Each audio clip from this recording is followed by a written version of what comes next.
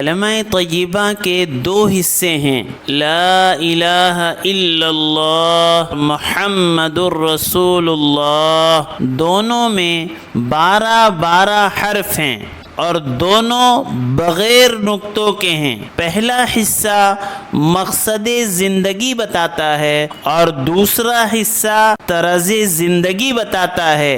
और 12-12 हर्फ तकाज़ा करते हैं कि इंसान अपनी 24 घंटे की ज़िंदगी अल्लाह ताला की रज़ा और रसूल सल्लल्लाहु अलैहि वसल्लम की इत्तिबा में गुजारे। पहले हिस्से में नुक्ते न होने में ये इशारा है कि अल्लाह का कोई शरीक नहीं है, और दूसरे हिस्से में नुक्ते नहीं होने में इस तरफ इशारा है कि अल्लाह के नबी सल्लल्लाहु अलैहि वसल्लम का कोई सानी नहीं।